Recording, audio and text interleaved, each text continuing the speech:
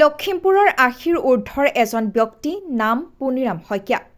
লখিমপুৰ জিলাৰ ফুলবাৰীৰ এজন সমাজসেৱক। সপ্তম শ্ৰেণীৰ পৰাই হোটেলৰ ব্যৱসায় আৰম্ভ কৰিলে এইজন ককাই। বিভিন্ন ধৰণৰ গ্ৰন্থ হৈছে এইগৰাকী ব্যক্তিৰ পৰম বন্ধু। ৮০ৰ ঊৰ্ধৰ এইগৰাকী ককা কিন্তু সম্পূৰ্ণ ব্যতিক্ৰম। চকুত চশমা নলগোৱাকৈ কিতাপ পঢ়িব পাৰে তেওঁ।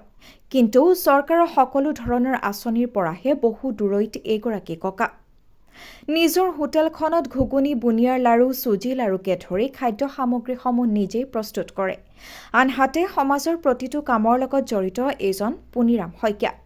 হোটেলখনৰ জৰিয়তে নিজৰ লগতে পৰিয়ালটো চলাই অহা ৮০ৰ ঊৰ্ধৰ এইজন ককাৰ প্ৰতি চৰকাৰৰ বৰমূৰীয়াসকলৰ চকু পৰিবনে কেতিয়াবা? পাবনে তেওঁ কোনো এটা চৰকাৰী আঁচনি? নাওবৈচাৰ ভেঞ্চাৰ বিধায়ক ভৰতচন্দ্ৰ নৰহে নোৱাৰে দিব, কিন্তু মানৱ ডেকাৰ দৃষ্টি পৰিবনে ককাৰ হোটেলখনলৈ অথবা ককাৰ এইটো পৰিৱেশলৈ?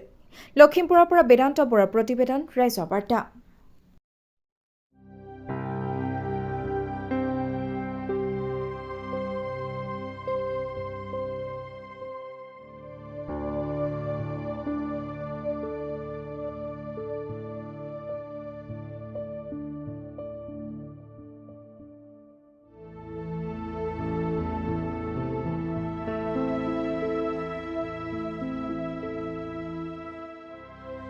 আপোনাৰ বয়স কিমান হ'ব?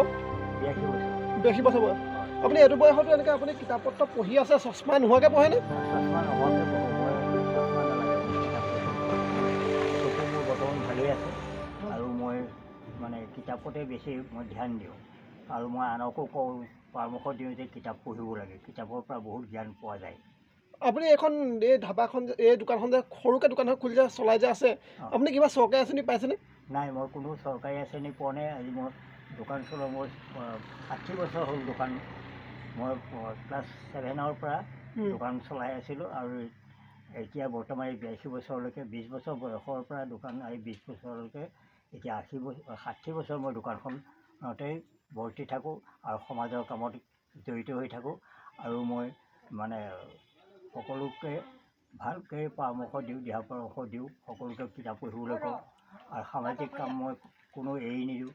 গছ ৰোৱা বা স্কুলৰ মিটিং, স্কুলৰ সভা সমিতি এইবিলাকত মই সদায় জড়িত থাকোঁ আৰু পাৰোঁ যদি দুই এটা মই সেইবিলাকত পৰামৰ্শ আগবঢ়াওঁ।